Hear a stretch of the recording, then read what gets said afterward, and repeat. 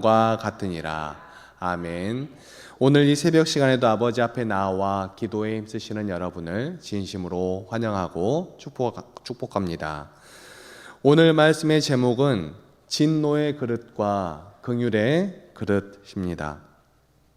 오늘 말씀은 어제 말씀에서 하나님께서 긍휼히 하고자 하시는 자를 긍휼히 여기시고 완악하게 하고자 하시는 자를 완악하게 하신다는 이 부분에 대하여 질문하는 것에 대한 대답으로 시작하고 있습니다. 19절 말씀입니다. 혹 내가 내게 말하기를 그러면 하나님이 어찌하여 허물하시느냐 누가 그 뜻을 대적하느냐 하리니, 이 말씀은 하나님께서 정하셨으면 왜 피조물을 책망하며 흠 잡으시느냐 하는 질문이고, 하나님께서 정하셨으면 누가 대적할 수 있느냐 하는 야유에 가까운 그런 질문입니다. 하나님께서 이미 선택과 유기를 작정하시고 출애굽 당시 바로에게 나타난 바와 같이 죄인을 강피하게 하시고 또한 그로 인하여 더 큰 죄에 빠지도록 버려두셨다면 어떻게 하나님이 죄인을 책망하며 흠잡을 수 있느냐라는 그러한 질문입니다. 즉 유기된 책임이 하나님께 있는 것이 아니냐 하는 그러한 문제를 이야기하고 있는 것입니다. 그러나 하나님이 구원이나 멸망을 예정하셨다라고 해서 이것을 운명론이나 예정론으로 이해하면 안 되는 것입니다. 우리 인간의 눈에 보이는 하나님의 가시적인 규범은 언제나 똑같은 결과로 끝나지 않는다라는 것을 생각하여야 합니다. 만약 사람이 하나님의 그 불가시적인 섭리를 이해하지 못하고 자신의 판단 속에서 하나님을 판단하게 된다면 그것으로 인하여 하나님을 대적하는 결과를 초래할 수도 있는 것입니다. 바울은 반대자가 누가 대적하겠느냐라고 야유 섞인 질문을 던지는 것에 대하여 단호하게 대답합니다. 이 사람아, 내가 누구이기에 감히 하나님께 반문하느냐. 아멘. 여기서 반문하다라는 단어는 시비하다 또는 계속하여 말대꾸하다라는 의미로 사용되어진 단어입니다. 하나님께서 우리 인간을 소중히 대해주시니 자주 잊어버리지만 인간의 존재는 하나님과 논쟁하거나 하나님의 뜻에 대하여 옳고 그름을 따질 수 없는 그런 존재임을 우리는 항상 기억하여야 합니다. 특히 바울은 감히라는 단어를 사용하여 이 부분을 더욱더 분명하게 표현합니다. 사람이 자신의 존재론적 위치를 망각하고 하나님과 동등한 위치에서 논쟁하며 또 항변할 수 있다라고 생각한다면 그것은 출발선부터 이미 잘못된 것입니다. 이어서 바울은 이사야 29장 16절의 말씀과 예레미야 18장 1절에서 10절 말씀에 토기장이 비유의 말씀을 인용하며 하나님과 동등한 자가 될 수 없는 그 피조물의 관계를 분명하게 설명합니다. 창조자를 판단할 만한 지혜를 가지지 못한 피조물이 하나님에게 항변하는 것은 부당한 일이라는 것입니다. 또한 하나님이 자신의 공의로우신 뜻을 따라 선택과 유기를 하는 것은 우리에게 다 드러나 보이는 것이 아니고 숨겨져 있는 것이기 때문에 그의 선하신 뜻을 구별하는 것은 불가능한 것이기도 합니다. 그렇기에 바울이 하나님의 선택적 섭리에 대해 이야기한 후에 질문을 제시한 19절에 대한 답변은 지음을 받은 피조물이 마치 전능자를 판단할 충분한 그러한 지혜를 갖추기나 한 것처럼 하나님께 항의를 하는 것은 적절하지 않다라고 말하고 있는 것입니다. 그런 뜻에서 바울은 20절부터 토기장이와 진흙의 예로 들고 있는 것입니다.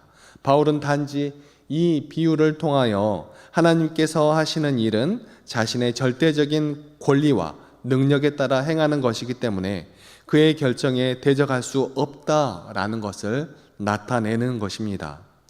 21절 말씀입니다. 토기장이가 진흙 한 덩이로 하나는 귀 쓸 그릇을 하나는 천이 쓸 그릇을 만들 권한이 없느냐. 아멘. 이 말씀은 하나님의 절대 주권을 인정하는 것이 얼마나 중요한가를 나타내는 그러한 말씀입니다. 또한 이 말씀은 토기장이와 질그릇의 관계처럼 인간의 구원도 또한 오직 하나님의 주권적인 손길에 달려 있음을 나타내는 그러한 말씀이기도 합니다. 여기서 우리는 자칫하면 인간의 모든 것이 하나님께 달려 있다면 인간의 노력은 전혀 무익한 것 아니냐 하는 존재론적 그리고 운명론과 같은 하나님에 대한 원망에 빠질 위험이 있습니다. 그러나 바울은 19절 20절에서 이에 대한 답변을 주기보다는 질문을 통해 하나님의 피조물인 인간의 바른 태도는 순종과 헌신임을 강조합니다. 하나님이 인간을 귀하게 만들었느냐 천하게 만들었느냐 하는 것에 강조점이 있는 것이 아니라, 그러니까 하나님께서 우리 한 사람 한 사람을 어떤 사람은 귀하게 만들고 어떤 사람은 천하게 만들고 그것에 강조점이 있는 것이 아니라 하나님이 어떠한 일을 행하실 때 하나님 스스로가 자유하시다 하는 것, 그것을 강조하고 있는 것입니다. 하나님이 어떠한 일을 행하실 때에 자유하다는 사상, 즉 하나님의 주권이 어떠한 것에 얽매이지 않고 하나님의 주권이 무한한 자율성을 전제로 하고 있다라는 것을 강조하고 있는 말씀입니다. 하나님의 창조주이신 하나님의 그 주권이 어떠한 것에 갇혀 있을 수 있겠습니까? 피조물인 우리에게 갇혀 있을 수는 없는 것 아니겠습니까? 하나님께서 우리 사람들이 살아가는 우리의 여러 가지 그러한 요소들을 하나님의 섭리 안에 두셨다라는 것을 우리는 하나님의 그 은혜와 사랑을 믿으며 나아가야 하는 것입니다. 그것을 강조하고 있는 말씀이지요. 이어서 22절, 23절 말씀입니다. 만일 하나님이 그의 진노를 보이시고 그의 능력을 알게 하고자 하사 멸하기로 준비된 진노의 그릇을 오래 참으심으로 관용하시고 또한 영광 받기로 예비하신 바 긍휼의 그릇에 대하여 그 영광의 풍성함을 알게 하고자 하셨을지라도 무슨 말을 하리요. 아멘. 바울은 토기장의 비유로부터 한 단계 나아가 하나님의 선하신 의지에 대해 말씀합니다. 앞부분까지만 들으면 그러면 우리가 어떻게 해야 하나 이런 생각이 들 수도 있지만 바울은 거기에서 그치지 아니하고 한 단계 나아가 말씀하고 있는 것입니다.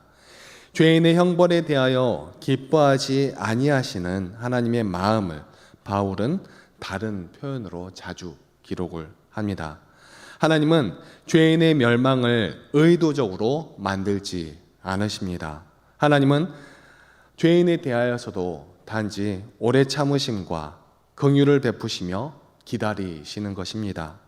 특히 하나님의 인내는 진노의 그릇이라 할지라도 회개할 기회를 제공하시며 또한 회개한 자를 기꺼이 용납하고자 하시는 증거가 되는 것입니다.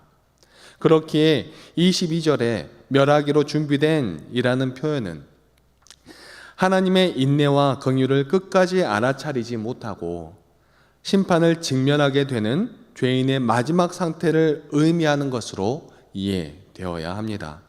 특히 준비된 이라는 단어는 완료 수동태입니다. 그러니까 이거를 직역하면 누군가에 의하여 멸망이 준비되었으며 죄인의 멸망의 때가 무르익었다라는 말이 됩니다. 그런데 그러한 의미를 가지고 있지만 구체적으로 그 멸망을 준비한 자가 하나님이라고 말할 수 없다라는 것입니다. 이것은 조금 이해하기 어려운 부분이기도 하지만 죄인이 스스로 자신의 마음을 강팍하게 한 행동에 대한 형벌이라고 할 수밖에 없는 것입니다.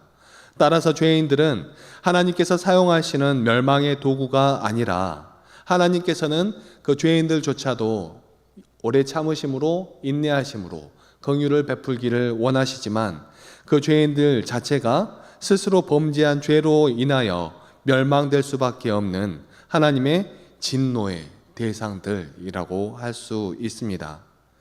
그렇기 때문에 왜 누구는 택하시고 누구는 택하시지 않느냐, 또 택함을 받지 못한 것은 누구의 책임이냐라는 것을 하나님께 묻는 것이 잘못된 논리라는 것이지요. 즉 하나님은 우리 모두가 이미 죄인인 상태에서 멸망할 수밖에 없는 자들을 오로지 당신의 사랑으로 마음에 합당한 자를 구원하신 것이지, 근본적으로 누구는 조금 더 낫고 누구는 조금 못한데도 불구하고 불평등한 처사를 하신 것이 아니라는 것입니다. 따라서 구원받는 자가 있는 것은 하나님의 무한한 긍휼을 오고 오는 여러 세대에 나타내는 것이고, 반면에 멸망당하는 자가 있는 것은 하나님이 버리셨기 때문이 아니라 그 죄인의 본래 죄값으로 멸망함을 나타내는 것입니다. 그렇기 때문에 문제의 근본은 죄인인 인간에게 있음을 말씀하고 있는 것이지요. 이어지는 23절에서 사용된 단어들은 그 의미는 서로 다르지만 그들을 통하여 역사하시는 하나님의 섭리는 동일한 원리로 작용을 합니다. 다시 말해서 진노의 그릇들을 오래 참으시고 관용하신 것은 하나님의 능력을 알게 하고자 하는 것에 목적이 있었지만, 긍휼의 그릇에 대하여 오래 참으시고 관용하신 것은 하나님의 영광의 풍성함을 알게 하고자 하는 것이 목적이라는 것입니다. 진노의 그릇과 긍휼의 그릇, 양쪽 모두를 참으시고 관용하시는 것은 동일한 하나님의 섭리였지만 그 결과는 전혀 다른 신분을 만들어내고 말았습니다. 긍휼의 그릇은 진노의 그릇과는 대조적으로 하나님의 영광의 풍성함을 인하여 구원의 기쁨을 알게 되었으며 하나님 나라의 종말론적 성취를 경험하게 되는 그러한 사람들입니다. 따라서 본절의 영광은 개인의 구원에 관계된 하나님의 은혜일 뿐만 아니라 민족과 개인을 포함한 모든 인류를 죄의 타락으로부터 회복시키시는 하나님의 본질적인 속성이라고 할 수 있습니다. 24절부터 바울은 이 하나님의 은혜가 유대인들을 통하여 비롯된 것이지만 유대인과 이방인을 포함한 모든 인류에게 이 은혜가 임하였음을 선언합니다. 긍휼의 그릇은 23절에서 진노의 그릇이 완고한 유대인들을 칭하는 상징적인 의미로 사용된 것과는 대조적으로 하나님의 구원의 문이 모든 이방인에게도 열려 있음을 나타내주는 그러한 말씀이지요. 23절에 예비하셨다에서 암시된 약속은 24절에 부르셨다라는 선언 속에서 성취되어집니다. 특히 바울이 유대인들을 전체적으로 표현하지 않고 있는데, 그리고 유대인 중에서라고 표현하고 있는데, 이것은 하나님의 부르심의 그 소명이 참 이스라엘에게만 적용되는 것임을 강조하고 있습니다. 또한 이방인이라고 할지라도 참 이스라엘로 부르심을 입은 자들은 부르심을 받은 유대인들과 함께 하나님의 자녀가 되어 보편적 교회의 일원이 되는 것이고 하나님께 은혜를 받아 그런 세우심을 받게 되는 것입니다. 결국 바울은 긍휼의 그릇이라는 개념을 통하여서 유대인과 이방인의 구별을 초월하여 오직 성령의 내적 소명에 의해서만 형성되어지는 참 이스라엘, 즉 전 우주적 교회를 제시하려고 했던 것입니다. 사랑하는 성도 여러분, 우리는 모두 다 긍휼의 그릇들인 줄 믿습니다. 그런데 긍휼의 그릇에게서는 하나님의 긍휼이 보입니다. 반대로 진노의 그릇에게서는 하나님의 진노하심이 보입니다.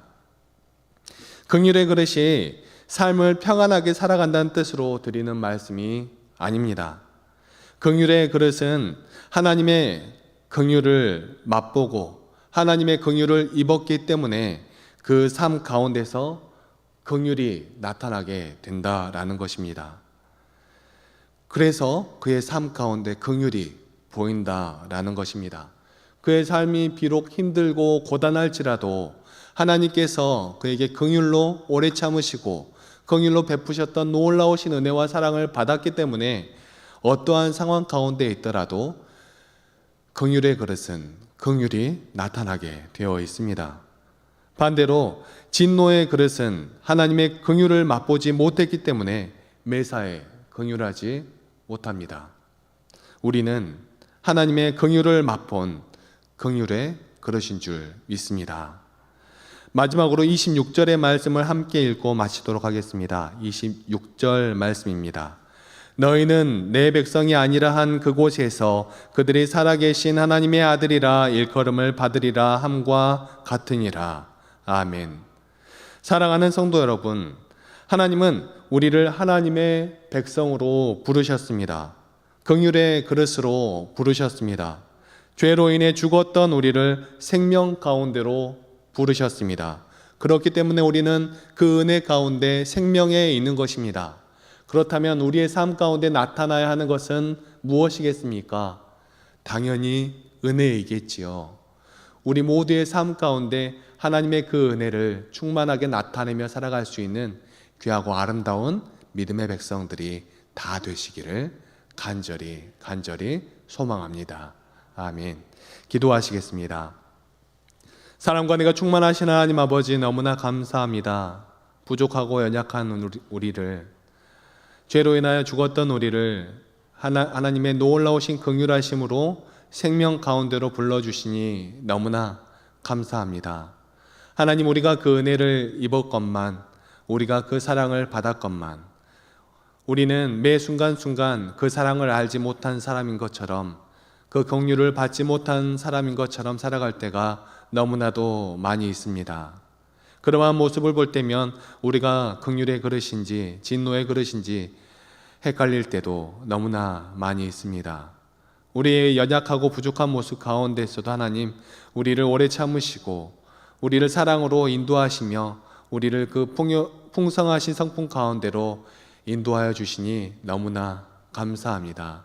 하나님, 우리가 하나님의 그 놀라우신 사랑을 진정 깨달을 수 있도록 하여 주시고, 하나님께서 우리에게 보여주신 그 긍휼, 그 사랑, 그 은혜대로 우리도 우리의 삶 가운데 하나님의 놀라우신 그 은혜와 사랑을 나타내며 살아가는 믿음의 백성들이 다 될 수 있도록 도와주시고 인도하여 주시옵소서. 다 표현하지 못하고 다 담지 못하지만, 다 알아갈 수 없지만 하나님을 표현할 수 있는 삶이 될 수 있도록 하여 주시고, 하나님을 닮아가는 삶이 될 수 있도록 하여 주시고, 하나님에 대하여 알아가는 우리들이 될 수 있도록 도와주시고 인도하여 주시옵소서. 오늘날 하루를 살아갈 때도 하나님께서 우리에게 보여주신 그 사랑으로 말미암아 기쁨으로 살아가기를 간절히 소망하오며, 이 모든 말씀 사랑이 충만하신 우리 주 예수 그리스도의 이름으로 기도하옵나이다. 아멘.